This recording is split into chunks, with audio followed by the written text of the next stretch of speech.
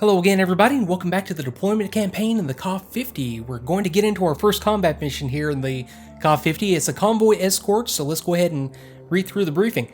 It's a 0730 start, providing convoy escort in the Ka-50.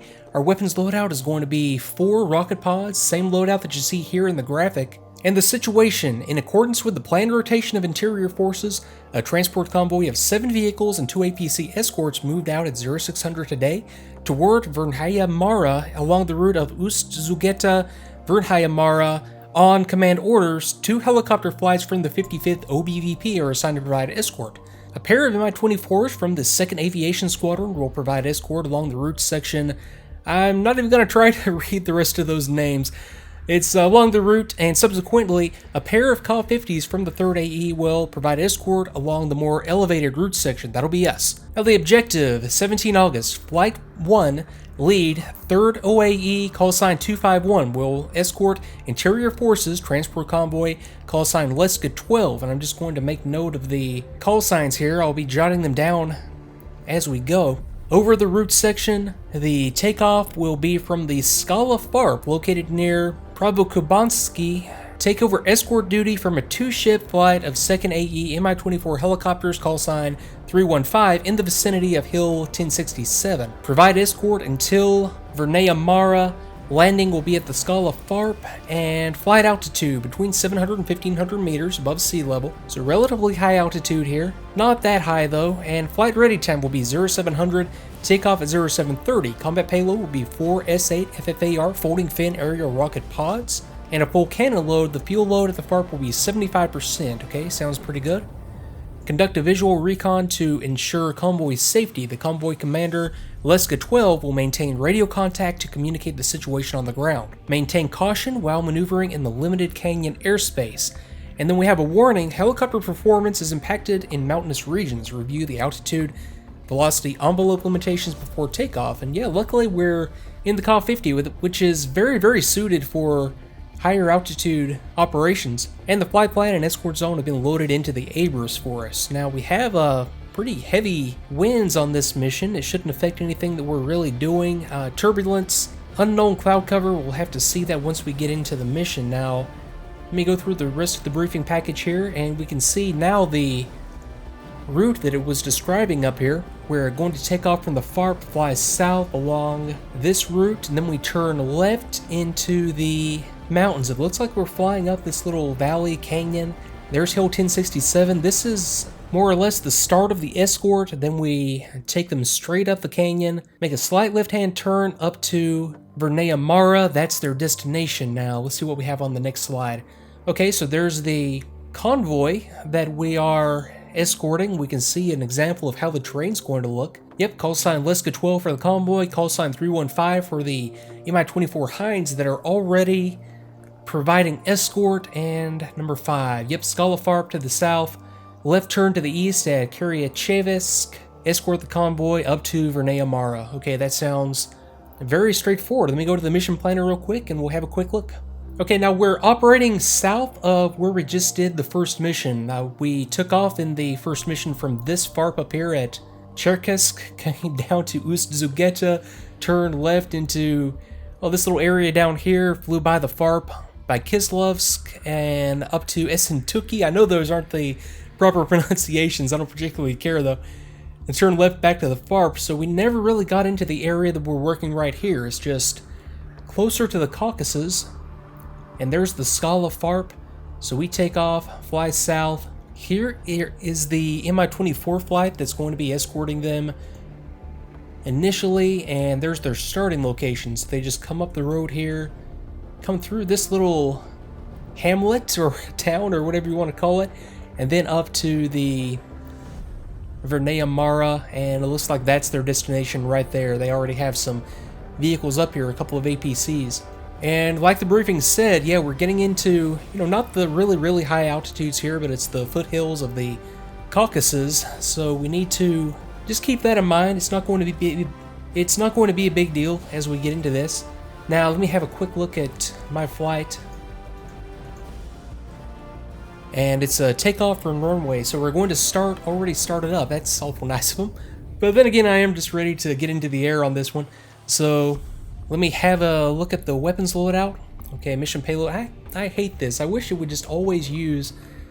You would think the missions that come with it would just always use the default payloads. I mean, that's the reason to have default payloads.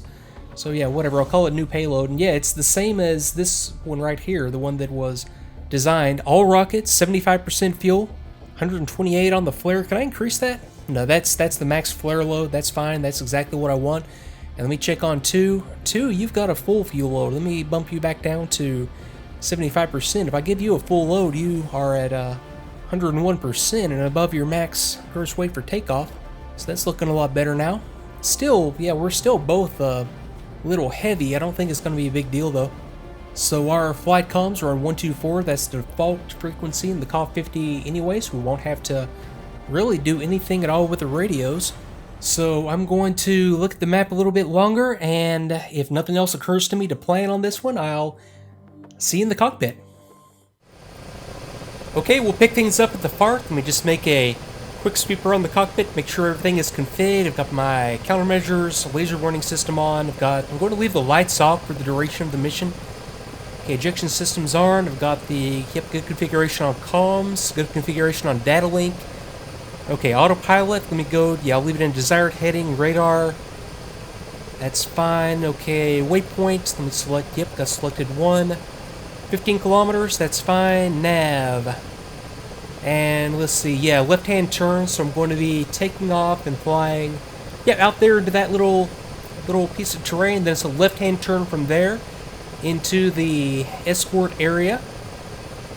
Okay, that's fine, yep, 15.3, that corresponds to the nav right there. Weapons, I'll do some get ahead work here. So okay, auto mode short, that's fine. Okay, HE for the cannon, high rate of fire. Everything else is looking just fine right here. Okay, everything else over here is good. Auto for the RPMs. Okay, 124. I never did get a frequency on this one, did I? Well, okay, I'll take it in either case. Let me go ahead and go Scala, and I've already been cleared for takeoff, it looks like. So let me exit the comms menu. Let me see, countermeasures before I forget.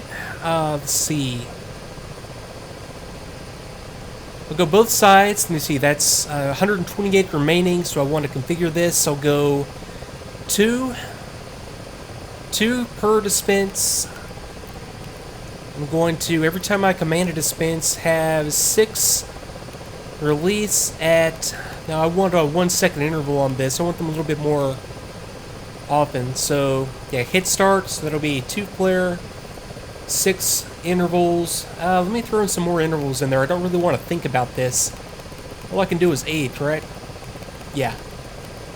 Okay, yeah, because I don't really want to be thinking about countermeasures. If I hit the start button up there, I just want it to do its thing until I can reassess the situation and decide if I want to do it again. Okay, now let's get airborne. So I assume 2 is back here somewhere, probably right behind me. Anyway, okay, so we'll take off, hover for a second, then turn left and get out there into the area. So airborne, get a little bit more of a rate going. Let's go gear up. Let's just take it straight on out here to the left and get out of the area. I don't want to overfly any of my guys or any of my tents. And okay, gear up, lights out. And let's do some navigating out to the first steer point. So dead ahead, 15 kilometers.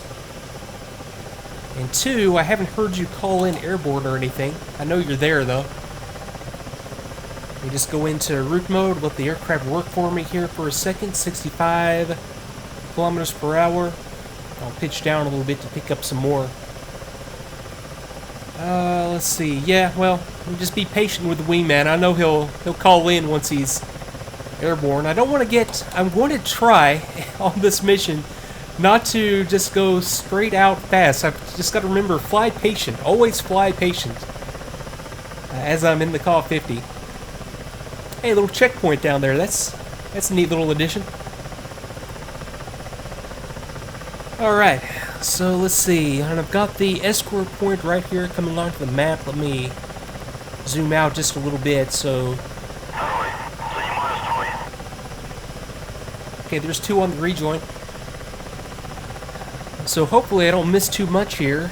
And, you know, especially not being familiar with attack helicopters that too terribly much, and the way that the missions are set up. I have a pretty good insight into the thinking of the mission designers on the fixed wing type missions, and not so much on the attack helos, but yeah, we'll see as we get into it.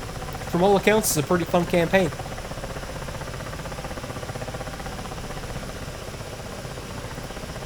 You probably noticed I changed the terrain. I changed it back to the default, or I guess what will eventually be the default in DCS 1.5 and DCS 2. It's the Mustang's higher res sort of retexture of the Caucasus map, which is, to my understanding, a version of this is going to be integrated into the next version of DCS anyway, so I think it looks pretty good.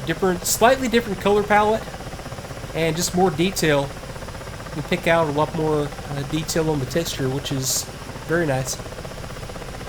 Okay, so I'm just going to fly up here for a few more kilometers. I'll pace myself again on the commentary since I'm going to fly some more stuff this afternoon, so I'll be right back.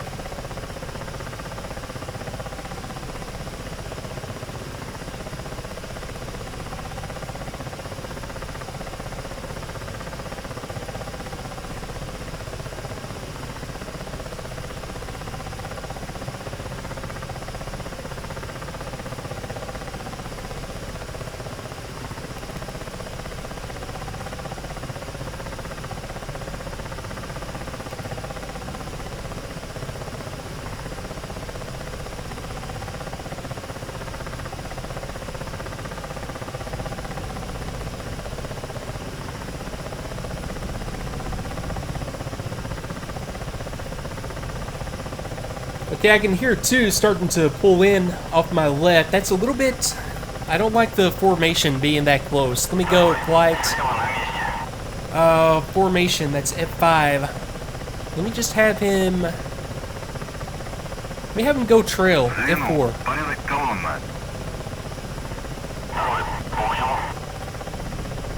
Okay, there he goes. And he's going to fly. I'm not sure exactly how far behind me he's going to fly in the Ka-50, but at least he won't be right there. It's kind of distracting having there kind of looking over my shoulder. I'm always conscious of him when I can hear him back there. Okay, so we've got another 7 kilometers, about 4 minutes to the steer point, and then we'll make a left-hand turn up into, well, probably right here, this little cut in the terrain, left-hand turn. So I'll be right back.